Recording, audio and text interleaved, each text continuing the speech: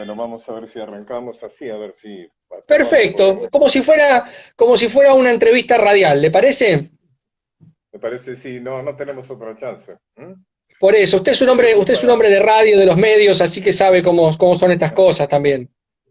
esta es la saturación de Internet, sí, sí. Exactamente, y bueno, es un poco lo que nos está pasando a todos, Pacho. Nosotros le damos la bienvenida a este vivo de el Parque del Conocimiento, le agradecemos mucho, la verdad que es un placer poder dialogar con usted para que nos hable un poco de esta figura tan emblemática de nuestra historia que es Manuel Belgrano, que además tiene un vínculo muy estrecho con todas las provincias en general, pero con la de Misiones específicamente. ¿Qué es la primera reflexión que uno puede hacer sobre la figura de Belgrano en estas fechas en las que se cumplen los 200 años de su muerte y los 250 de su nacimiento, Pacho? La primera reflexión sobre Belgrano es que fue una persona extraordinaria, Uh -huh. que la historia oficial lo ha coagulado como creador de la bandera, que no Bien. es Uh -huh. moco de pavo, no es poco haber creado la bandera argentina.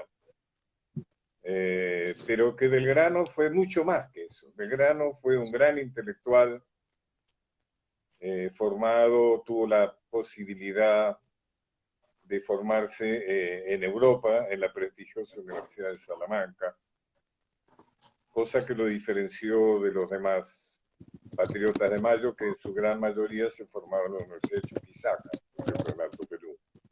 Uh -huh. Y Belgrano, fíjate Pablo, que si Belgrano tuviera que llenar esa línea de puntos que nos ponen a veces cuando nos piden nuestro oficio, nuestra profesión, él no hubiera puesto militar. Él hubiera Claro. dudado entre poner economista o poner educador. Uh -huh. Él tuvo que ser militar y fue un gran sacrificio por la patria, porque cuando estalla Mayo no hay ningún jefe militar del lado patriota. Saavedra, que no, lo hemos calcado y lo hemos dibujado muchas veces como militar, era un vendedor de vajilla, que fue nombrado jefe de la milicia de Patricio porque había tenido un buen comportamiento durante las invasiones inglesas y porque era un hombre muy popular. Uh -huh. El tema es que Belgrano, digamos, ante esa situación, salen dos abogados, Belgrano y Castelli, que fueron de alguna manera los ideólogos de Mayo, salen a conducir ejército.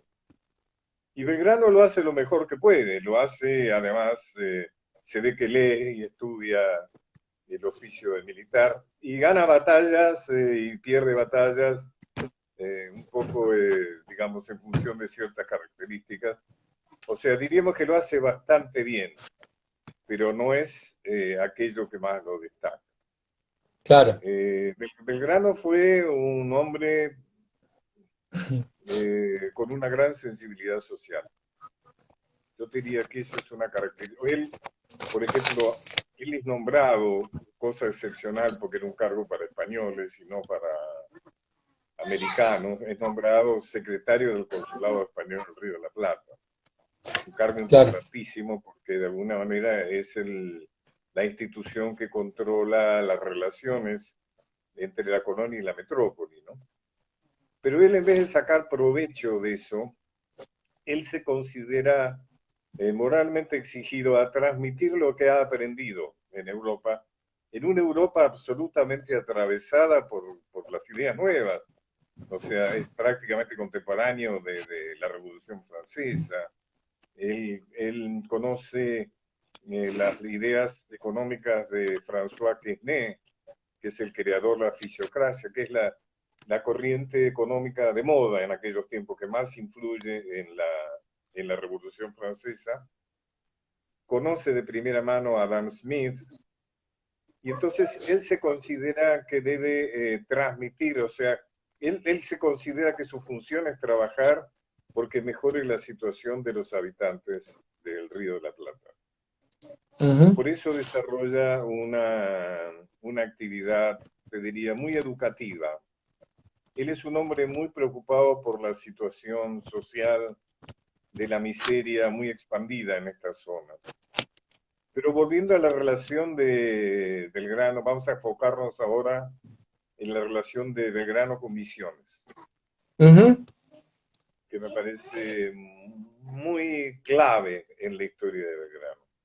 Bueno, yo no les voy a contar a los misioneros cómo fue el proceso de que Belgrano es designado para conducir una pequeña fuerza para convencer a Paraguay que no sea parte, digamos, de la decisión de las Provincias Unidas de declararse no independientes, porque no se hablaba de independencia en aquellos tiempos, sino, Claro. bueno, de haber tomado la decisión de haber recuperado la soberanía a raíz de que Fernando VII está preso, ¿no es cierto? Y Ujú. entonces, interrumpime cuando quieras, Pablo, yo estoy, como es un Sí, tema que sí, lo estoy me escuchando atentamente, Pacho. Lo vamos como a mí, siguiendo. como es un tema que me entusiasma mucho. Lo La cuestión es que, sabemos. bueno, Belgrano sale de Buenos Aires, como bien saben ustedes, al frente de un pequeño ejército, va cruzando por la provincia de Entre Ríos, Corrientes, bordea los esteros de Liberá, pasa por Ituzaingó, y llega a Misiones por la ruta que llevaba a las misiones jesuíticas, ingresa a lo que soy Posada, cruza el arroyo Garupá, estoy recordando un poco el itinerario, y Ujú. llega a Candelaria. Claro. Y en Candelaria, que está al borde del río, ¿no? El río Paraguay, y estaban Río Paraná. perdón, sí, Paraná, claro.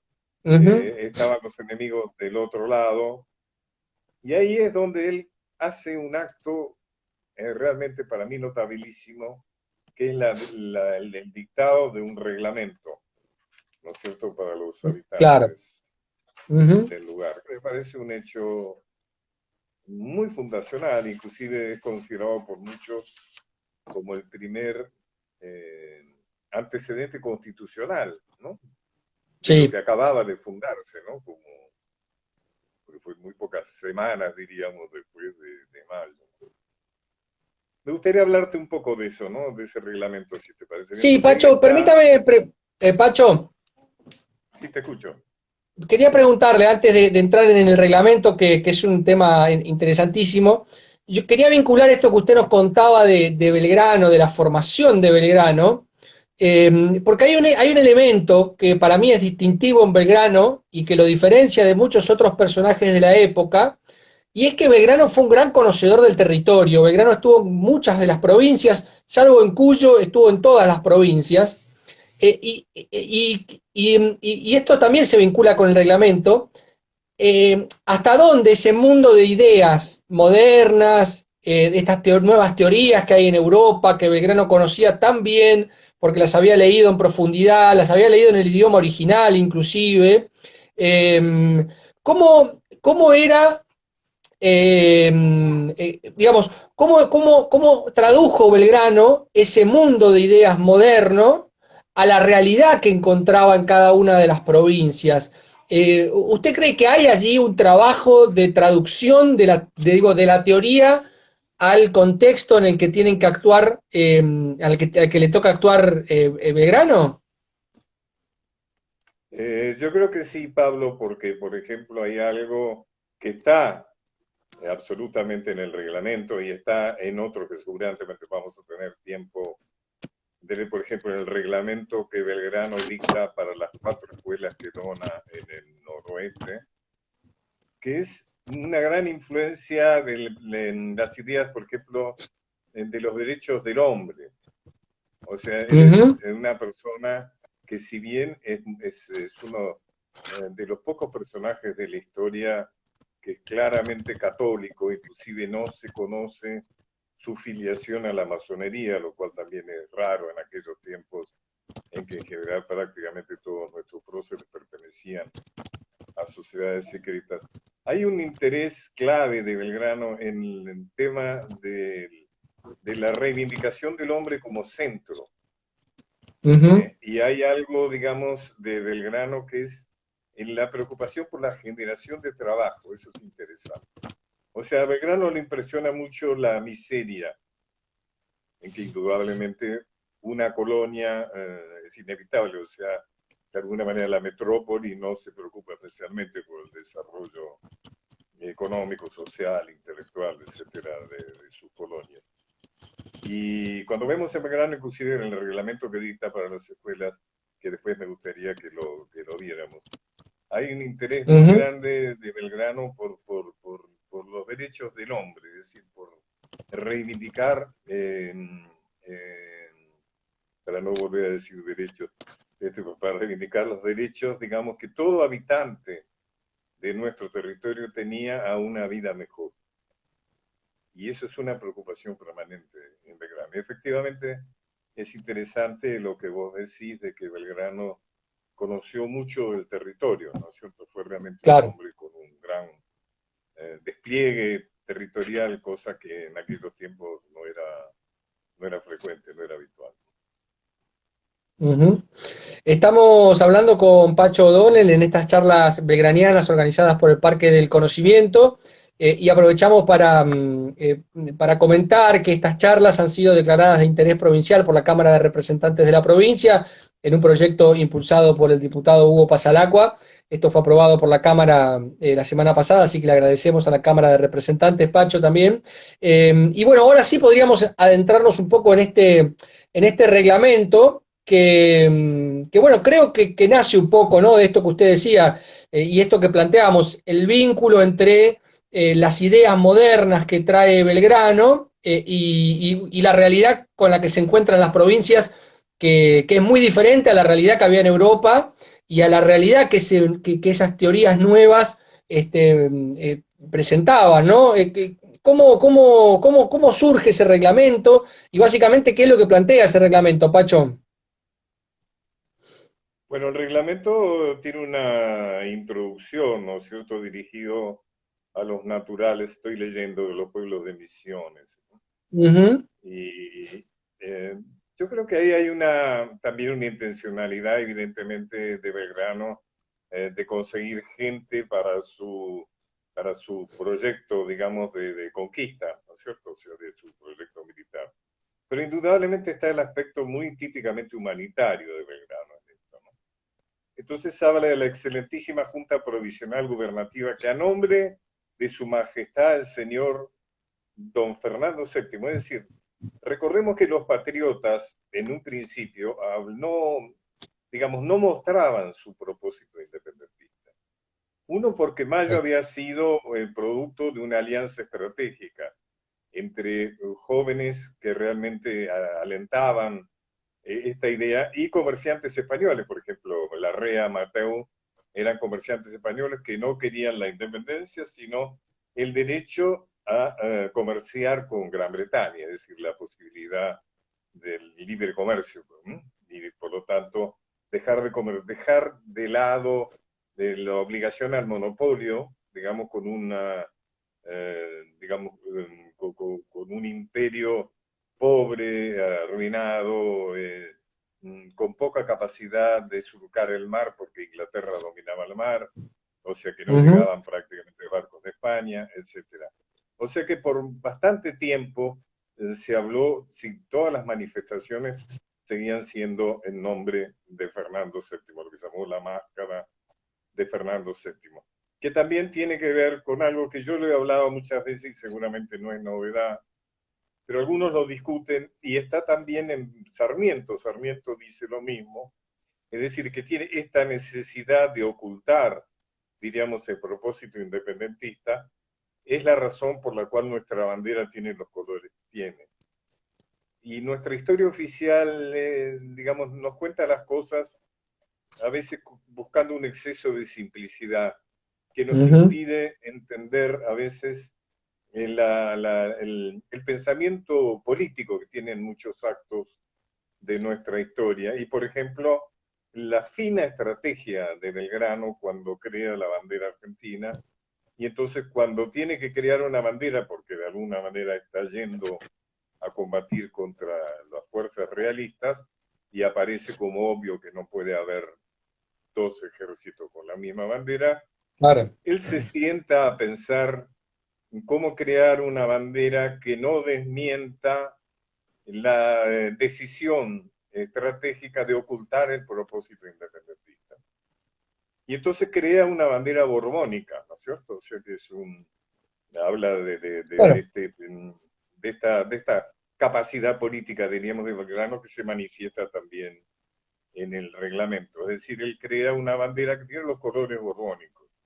Yo siempre digo que el que le llame la atención esto, que googlee, se fije, por ejemplo, donde dice Fernando VII, puede buscar los retratos que le hizo Goya, y verá que el pecho de Fernando VII está cruzado por una bandera argentina, digamos, ¿no? O sea, los colores Claro. azul, blanco y azul son colores Ujú. borbónicos. O sea, que es la forma en que Belgrano se atiene a la estrategia. Lo que pasa es que Rivadavia tampoco acepta eso, como sabido. Rivadavia reacciona con ira, ¿no? O sea, dice que queme o entierre, haga desaparecer esa prueba de su intolerable insubordinación, cosa por el estilo. Claro. Pero bueno, ahí está el Belgrano político estratégico, que también está en el reglamento, es decir, él de alguna manera está tratando de ganarse a los Ujú. criollos y a los originarios a la causa de Mayo. Claro, claro. Entonces, Ujú. por eso habla, dice, después de Fernando VII, dice, me manda a restituiros vuestros derechos de libertad, propiedad y seguridad, de que habéis estado privados por tantas generaciones, sirviendo como esclavos a los que han tratado únicamente de enriquecerse a costa de vuestros sudores y aún de vuestra sangre. Y sigue así en términos así, dice pues las compañías de vosotros, que fíjense, esto significa verdaderamente una especial consideración hacia los originarios, dice las compañías de vosotros que antes militaban en el ejército entre las castas, es decir, que se los diferenciaban, ¿no? Digamos, los originarios como los afrodescendientes tenían sus propias fuerzas separadas. Dice, por disposición de nuestros opresores, o sea que estaban en las castas, pues, están ahora entre los regimientos de patricios y arribeños, es decir, pueden integrar los regimientos de criollos y españoles, ¿no? De Claro. españoles Ujú. relacionados con la revolución. Pedid lo que Claro, claro. quisieres, manifestándome en vuestro estado, que en sin perder instantes contraeré mi atención a protegeros y favoreceros. O sea, ahí está de alguna manera introduciendo lo que luego serán los temas salientes, ¿no? De este reglamento que tiene un contexto de justicia social realmente notable, extraordinario. Claro. Ujú. Y además, Pacho, esto que usted remarcaba que es tan importante, que es la procura que hace Belgrano de poder entrar en contacto con los guaraníes, con los pueblos originarios aquí de la provincia, que además tenían una estructura de gobierno que venía de los tiempos jesuitas, que eran los cabildos de guaraníes, que eran una institución de tipo municipal que compartía en cierta medida la administración de los pueblos con las autoridades coloniales, y hay un gran esfuerzo de Belgrano para poder entrar en un diálogo con estos pueblos. Incluso Belgrano hace traducir las cartas, las proclamas bueno, todos los escritos que él va produciendo en su paso, pero las traduce no literalmente, sino que hay una intención de traducir el sentido que tienen esto, porque es un ideario moderno y Belgrano tiene la preocupación, y por eso busca intérpretes que logren traducir el sentido que tienen sus ideas para que estos originarios se plieguen al proceso revolucionario y realmente entiendan estos principios de igualdad, de libertad, que proclama la revolución, pero que son términos bastante abstractos muchas veces, y que Belgrano hace un gran esfuerzo para traducirlos en un léxico que sea comprensible para los líderes, las referencias del pueblo originario guaraní en la provincia de Misiones, y es muy interesante porque es un trabajo muy similar al que está realizando, por ejemplo, Juan José Castelli en la época, que está en el Alto Perú, haciendo un trabajo similar al de Manuel Belgrano, ¿no? Con su arenga en el Tiahuanaco, ¿no es cierto? Claro, Así es, exactamente. Una arenga traducida a los idiomas originarios también, ¿no? claro. Fíjate, vos estás hablando, a mí me gustaría leer un resumen de lo que vos estás diciendo, de que son las propuestas que Belgrano le hace a los pueblos originarios, ¿no? Sí, cómo Dice, por no. ejemplo, todos los naturales de Misiones son libres, Ujú. gozarán de sus propiedades y podrán disponer de ellas como mejor les acomode, como no sea atentando contra sus semejantes. Suspensión del tributo por 10 años, hasta que puedan producir y también vivir dignamente. Establecimiento de escuelas gratuitas de primeras letras, artes y oficios. Mirá vos lo que está. Vos sabés que Belgrano, dentro de lo que hablamos de Belgrano, de sensibilidad social, es el primero que propone en nuestro territorio las escuelas gratuitas para niños de mala condición económica, ¿no es cierto? Que no pueden pagar la educación privada. Y es el Claro, primero que propone escuelas para mujeres, para niñas, claro. Ujú. cosa que en aquellos tiempos se suponía que las mujeres tenían que aprender labores hogareñas, como se decía, porque su destino era casarse, Claro, sí, generalmente sí, con sí, sí. un marido que elegían la familia, ¿no? Y además, Pero acá está hablando de educar, establecimiento, ¿eh? además digo, educar a la mujer, pero con, no solo con la idea de que se eduque la persona, sino también de que se transforme en una trabajadora y que se ponga al servicio de la producción, del trabajo y del desarrollo del Absolutamente. país, ¿no? Es un proyecto que no solo implica a la persona individual, a la mujer, sino que a la mujer dentro de un proyecto de sociedad en el que todos tienen que empujar el carro para que la sociedad funcione, ¿no? Proyecto Y colectivo, también, digamos, fíjate, sería. en tiempos de guerra, también está el reconocimiento de la mujer como partícipe, ¿no? Claro. de la acción bélica, como es su reconocimiento de Juana Zurduy. O sea, Claro, sí, sí, Belgrano es el que de alguna manera gestiona el reconocimiento por parte del directorio en Buenos Aires de los esfuerzos de Juana. Cuando Belgrano le comunica a Pueyrredón, le habla no solo de Juana, sino que le habla de un conjunto de mujeres que combaten a las órdenes de Juana. Y dice, en una próxima comunicación le enviaré los nombres. Esa ujú, comunicación no se perdió o nunca se pudo hacer, pero, o sea, también está en lo que vos decís, en la línea del reconocimiento también de la participación de la mujer, que claro, también es una forma de estímulo, ¿no es cierto? De la claro, participación de la totalmente. mujer en las luchas independentistas, ¿no? Bueno, el caso de Mira, María Remedios del Valle, ¿no? Que es la madre de la patria, esta mujer de origen afro, que era parte de los ejércitos de Belgrano también, que acompañaba a los ejércitos de Belgrano. absolutamente, sí, sí, sí. O sea que es un propósito de un replanteo de cuál es el papel de la mujer en la sociedad, ¿no? Totalmente. Bueno, Ujú. o sea que acá estamos con el reglamento, estamos con que de alguna manera Belgrano entonces, estamos hablando de poco, muy poco tiempo después de mayo, está Claro, hablando de establecimiento de escuelas gratuitas de primeras letras artes y oficios.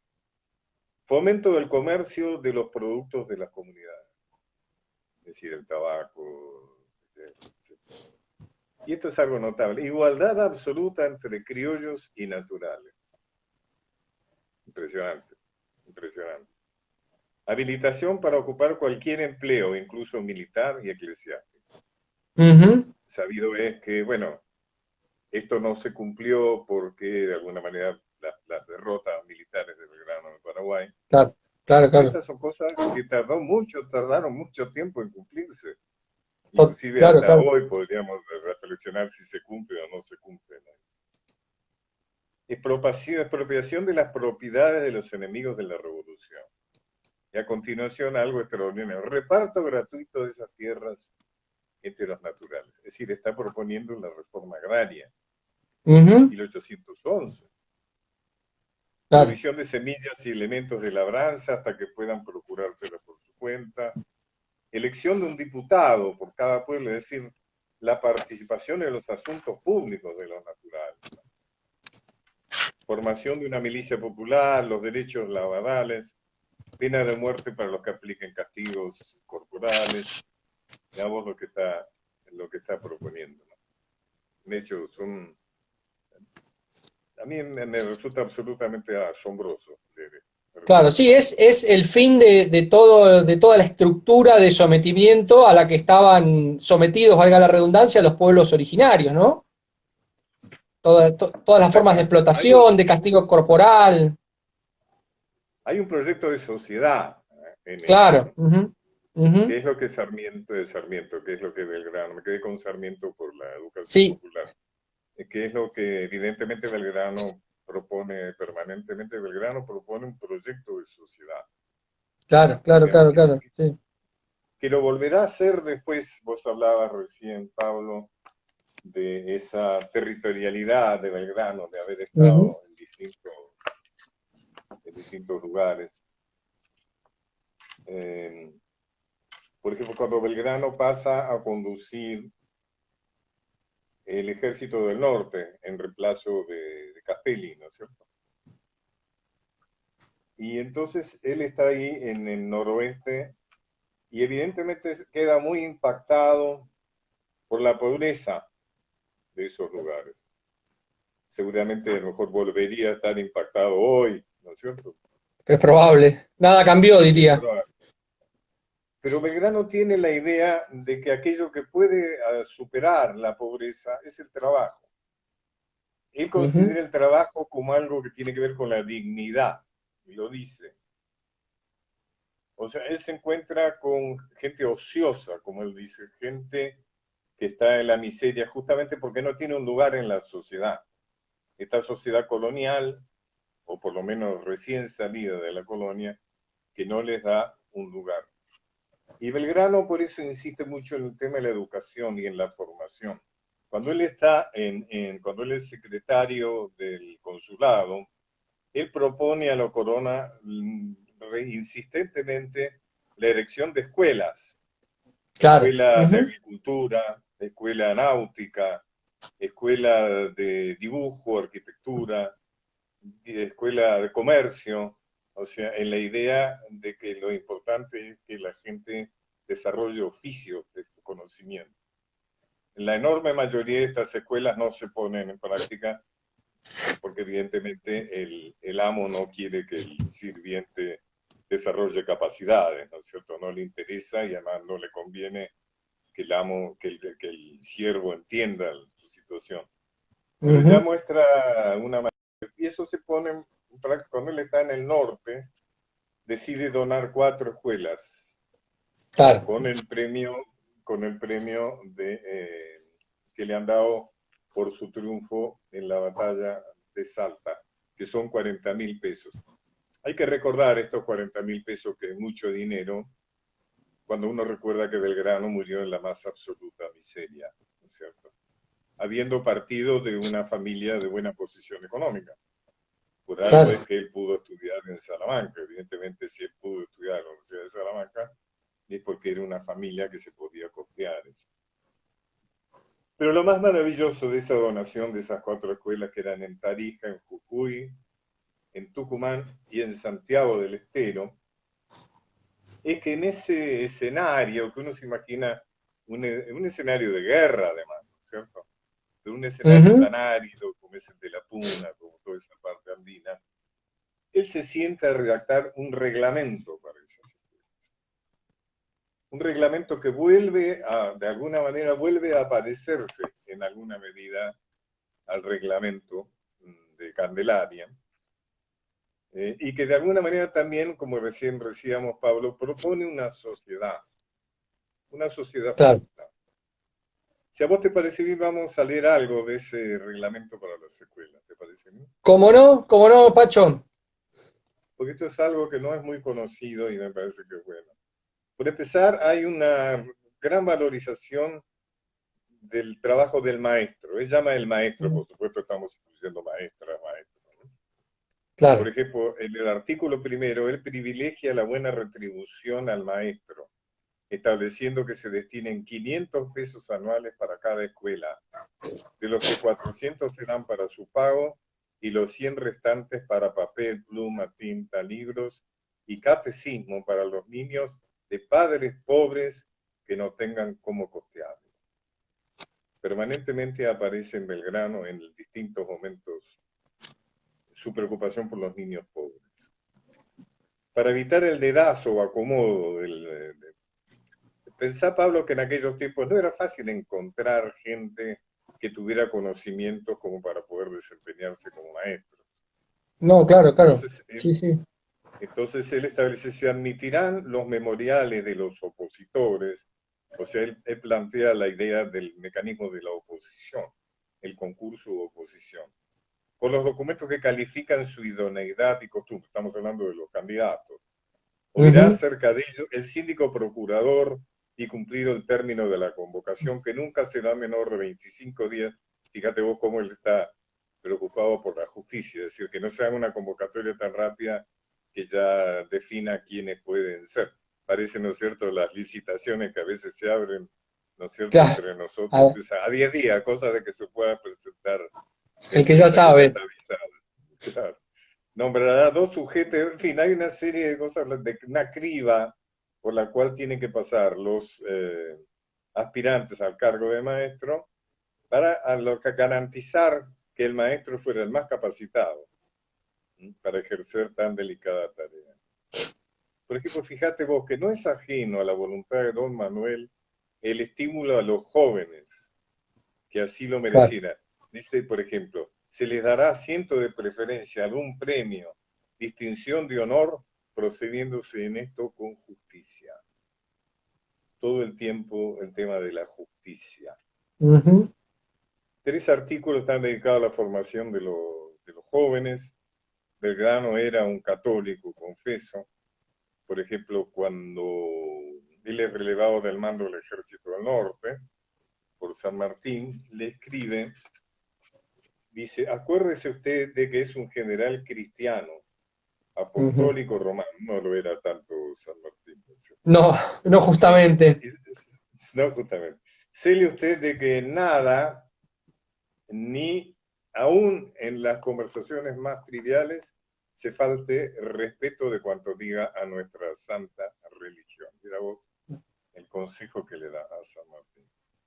Pero fíjate vos, sigo con el reglamento de la escuela, porque hay ahí, como ya te digo, un proyecto de país, y fíjate vos lo avanzado del tiempo, por ejemplo, en tiempos de castigos, eh, o si hubiera algún joven de tan mala índole o de costumbres tan corrompidas que se manifieste incorregible, podrá ser despedido secretamente de la escuela, secretamente. Es decir, Claro. que no sea ostensible.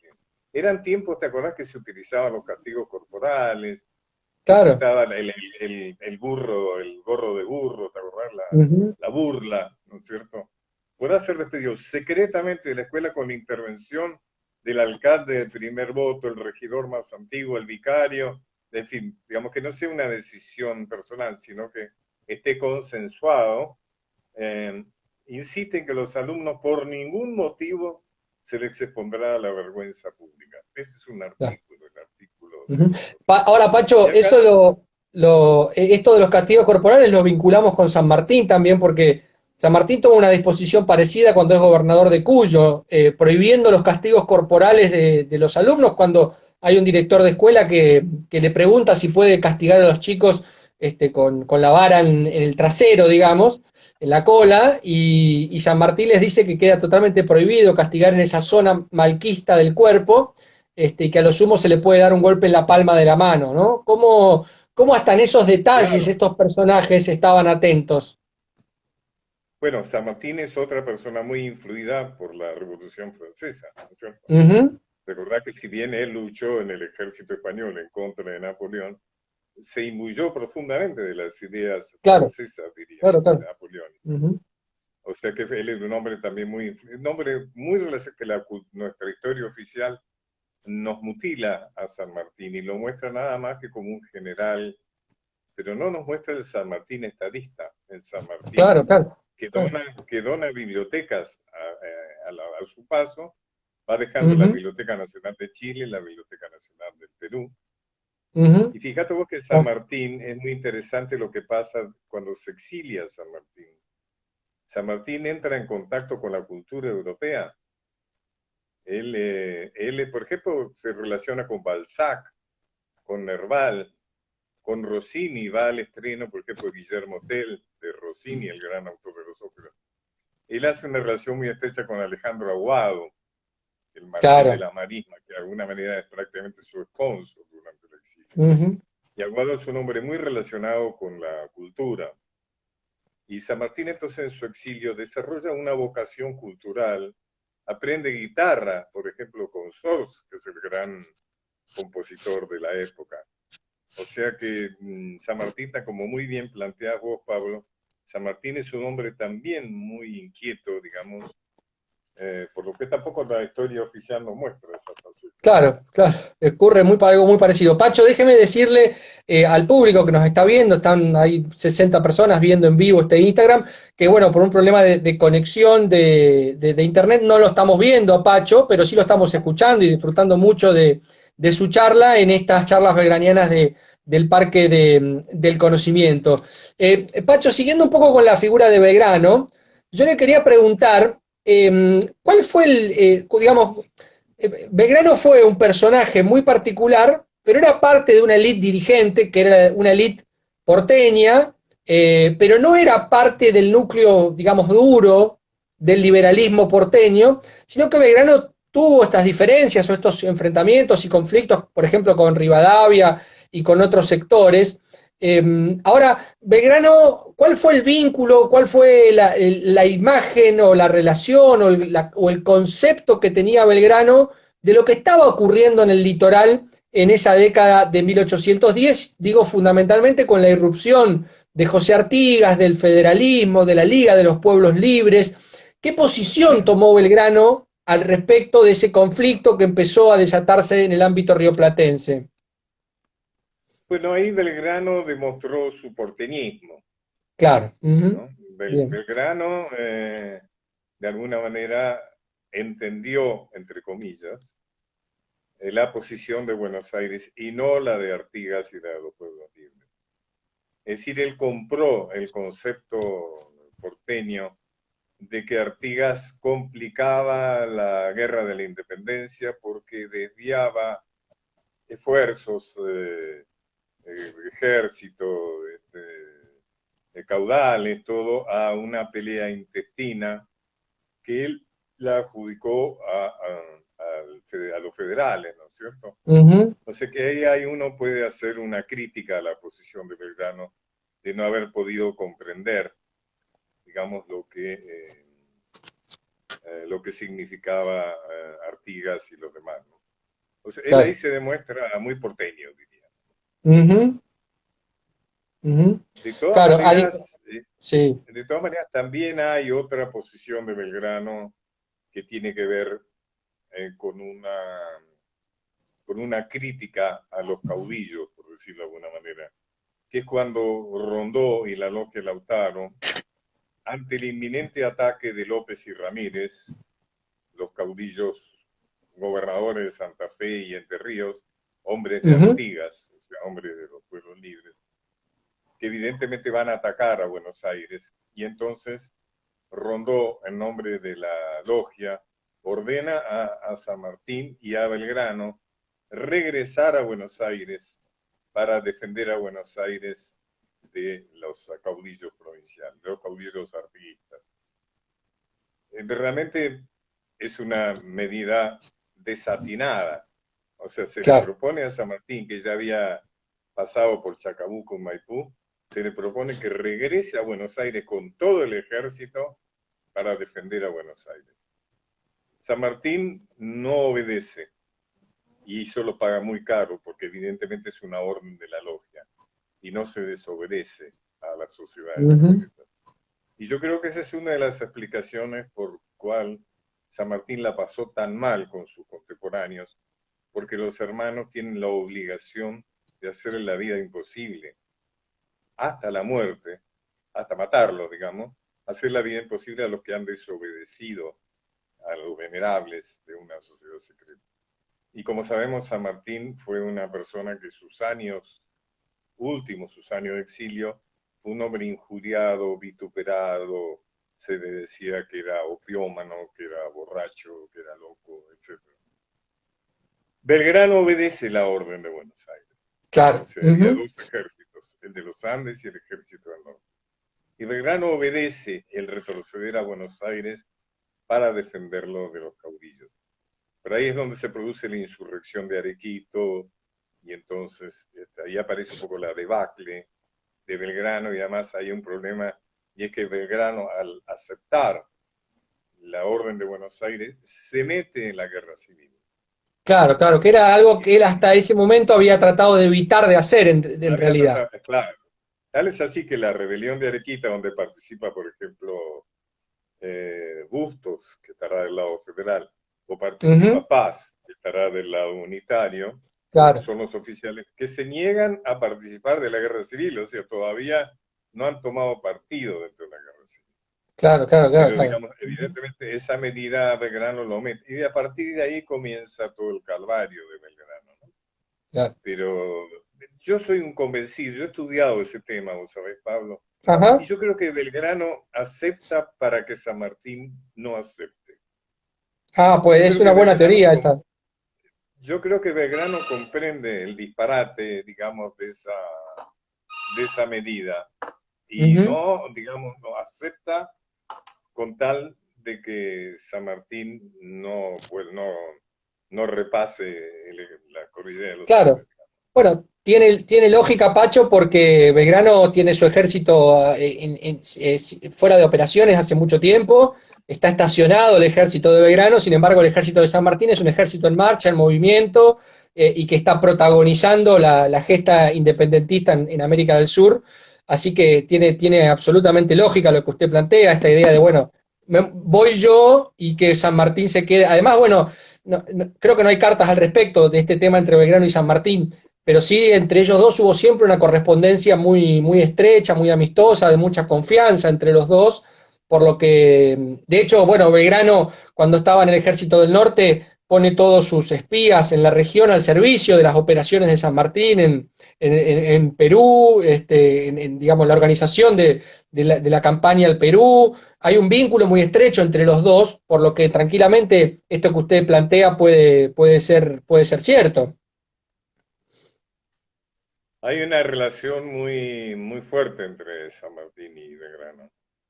Ujú. Digamos, Belgrano valora mucho, quizá porque ha vivido el tema militar que no era el suyo, y ha comprendido la complejidad del tema militar. ¿Vos me estás viendo ahora algo? ¿Se ve algo? ¿Se ve Yo no lo veo, Pacho, yo no lo veo, pero lo escuchamos perfectamente y la verdad que acá la gente que está participando están todos mandando saludos, agradeciendo y sobre todo disfrutando bueno? mucho sus palabras, así que Ok. bueno, dentro de lo que Fíjate vos pudimos, que sí, Belgrano cuando se le informa que va a ser relevado por San Martín. San Martín es el envío que hace Inglaterra para favorecer la independencia de las colonias españolas. Es decir, ujú, desde el primer momento la Junta de Mayo busca el apoyo de Inglaterra. Piensa que es muy débil, tiene un autodiagnóstico de debilidad y de que la única posibilidad de subsistir y de poder resistir a los esfuerzos que hará España para recuperar la colonia insurrecta será con el apoyo de alguna de algún imperio. Y entonces se fija en Inglaterra. Las primeras medidas de Mayo, como sabrá, favorecerán al comercio con Inglaterra. Se, claro, ujú, se, se deshacen impuestos, todo lo que significaría favorecer el comercio con Inglaterra. Eh, eh, Evidentemente Inglaterra no puede enviar tropas porque España es su aliado ujú, contra Napoleón. Tampoco puede enviar sus propios jefes porque sería igual. Entonces lo que hace Gran Bretaña es convocar, digamos, a los jefes indianos, los jefes nacidos en América que se han destacado en las guerras napoleónicas, los convoca, como se sabe, a Londres, y ahí de alguna manera organiza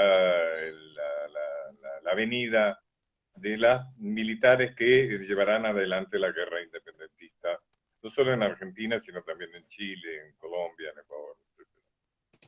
O sea que San Martín es un hombre que viene además con mucho prestigio militar, porque ha sido claro, un hombre que se ha destacado. Ha llegado a teniente coronel, que es un cargo muy ujú, alto para un no español dentro del ejército. sí, sí, sí, sí, La cuestión es que cuando entonces llega San Martín, es enviado a relevar a Belgrano, y Belgrano lo acepta con una extraordinaria generosidad. Él no se ofende, inclusive se pone a sus órdenes, lo cual es extraordinario. Se pone a sus órdenes. Y fíjate vos que esa anécdota que se cuenta de cuando Dorrego se burla de Belgrano, qué sé yo, es cuando en San Martín les está enseñando voces de mando. Las voces de mando es firme, a la carga, no sé. Es decir, que Belgrano está aprendiendo voces de mando, Claro. ¿no? De San Martín. O sea, lo cual muestra de alguna manera hasta qué punto, de alguna manera, lo que él conducía podía llamarse muy poco ejército, sino que realmente todo había sido muy improvisado, a pesar de lo cual lo había llevado bastante bien. Pero también su humildad, ¿no es cierto?, de aceptar ser formado por San Martín. Claro. Siempre hubo una admiración recíproca.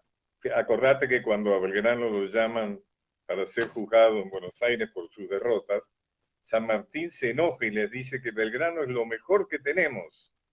O sea, él no hace una valoración de la capacidad militar de Belgrano, sino de la estructura moral, personal, de un Claro, hombre claro. al cual él apreciaba muy especialmente.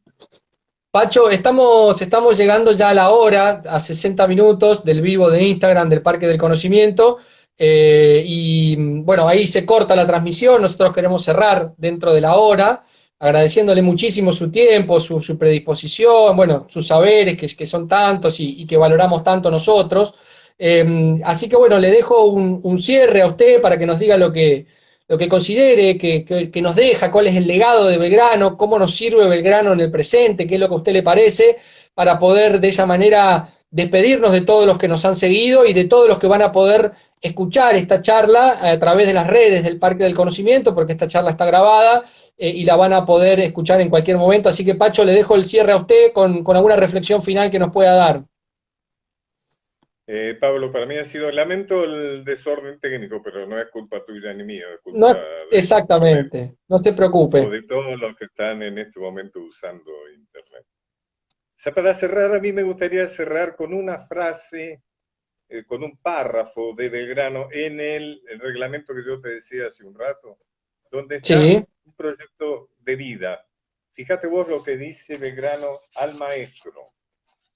Y decime si esto no debería ser algo que debería estar escrito en todos los escritores de escritorios de los directivos políticos o inclusive privados. Dice, el maestro procurará con su conducta, en todas sus expresiones y modos, inspirar a sus alumnos amor al orden, respeto a la religión, moderación y dulzura en el trato, sentimientos de honor, amor a la verdad y a las ciencias. Lo de las ciencias no es banal, porque como vos sabrás, en aquellos tiempos había una disputa entre la religión y la ciencia, porque, digamos, la religión, que era una religiosidad muy, muy poco muy científica. atrasada, diría, Claro. insistían que Dios era el centro y la ciencia Ujú, ponía al hombre y que muchos de los misterios serían descubiertos por la ciencia. Sigue, ujú. horror al vicio, inclinación al trabajo, despego del interés, y escucha vos, desprecio de todo lo que tienda a la profusión y al lujo en el comer, vestir y demás necesidades de la vida. Belgrano pudo eso. Claro, Y un claro. espíritu nacional que les haga preferir el bien público al privado. Te lo repito. Y un espíritu nacional que les haga preferir el bien público al privado. Bueno, Estamos hablando de la cuarentena, del COVID, estamos mira hablando vos, del hoy, ¿no? Parece escrito cómo para está hoy. claro lo público, ¿no? Y no Ujú, solo ese, y un espíritu, y estimar en más la calidad de americano que la de extranjero. Te repito, claro, y estimar en más la calidad de americano que de extranjero. Ahí está pegando en un ADN muy complicado nuestro, que es total. ya formado desde la forma en que se organizó Nacional, el gran privilegio de lo extranjero por lo propio, ¿no? Nuestra Claro, capacidad claro. de denigrar lo nacional y de exaltar siempre lo ajeno como mucho mejor que lo nuestro. Este es Belgrano, este es Belgrano. Acá hay un Claro. proyecto de vida, un proyecto de sociedad, y siempre es bueno recordar este gran hombre y de recordar que Belgrano es mucho más que el creador de la bandera. Totalmente. Pacho, le mandamos un gran abrazo, le agradezco mucho, usted es un gran maestro para nosotros y la verdad que fue un placer escucharlo como siempre, así que muy agradecidos por esta comunicación desde el Parque del Conocimiento. Yo tengo el placer de ser el moderador de esta charla y además de considerarlo un maestro, un amigo, así que le mando un gran abrazo, Pacho, y muchas gracias. Pablo, un gran abrazo para vos y todos los que nos escucharon. Y bueno, arriba Misiones. Bueno, muchas gracias. Ese era Pacho O'Donnell. Con esto terminamos nuestra segunda charla belgraniana organizada por el Parque del Conocimiento. Los esperamos el próximo jueves a las 18 horas. Vamos a estar hablando con don Felipe Piña, que va a cerrar este ciclo de charlas belgranianas. Nosotros nos despedimos porque ya se nos corta la transmisión. Muchas gracias por compartir.